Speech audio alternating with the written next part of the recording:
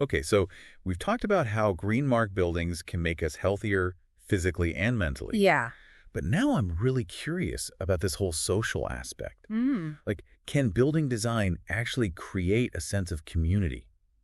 Well, when you think about it, we're social creatures, right? True. We do better when we feel connected, when we can interact with others. And these guidelines, they get that. They focus on spaces that bring people together. Okay, so how do they do that? Like, are we talking like mandatory group activities or something? Uh-huh. No, not quite. Okay, good.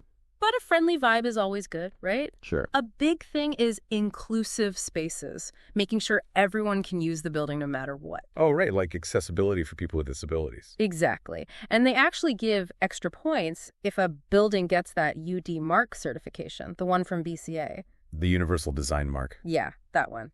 Especially the gold PCUS levels. So developers are actually encouraged to make their buildings accessible. Right. That's great. Yeah. But what about spaces specifically for, like, hanging out, being social? There's that too. They call them restorative and community spaces.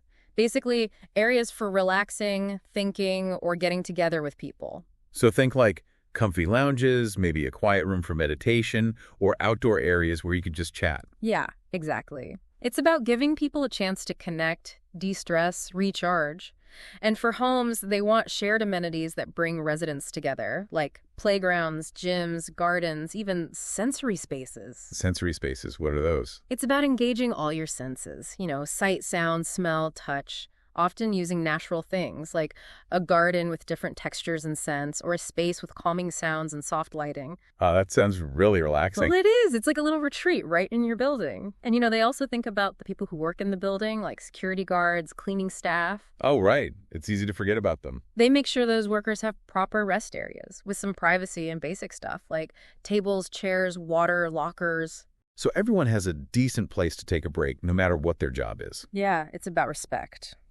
But it goes even further. They want buildings to encourage healthy habits. Like how so? They suggest things like fitness programs, mental wellness workshops, even counseling services, and healthy eating, too. So it's about more than just the building itself. It's about a whole culture of well-being. Exactly.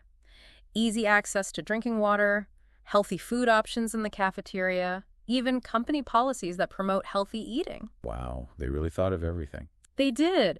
And one of the coolest things is this health and well-being innovation category. Innovation. Yeah, it's like bonus points if you do something extra special for well-being, something above and beyond. So it's a challenge to come up with new ideas, new ways to make buildings even better for people. Exactly. And we're seeing some really amazing things. Cutting-edge tech, designs inspired by nature. It's really exciting. This whole deep dive has been incredible. I had no idea how much goes into designing these buildings.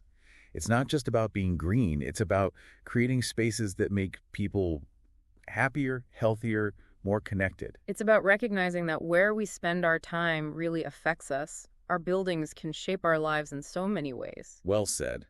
And on that note, thanks for joining us on this deep dive into the world of GreenMark buildings. It's been a pleasure. We've learned so much about how these guidelines are creating spaces that actually nurture us, that support our well-being. It's a whole new way of thinking about architecture, really. So until next time, keep exploring and stay curious.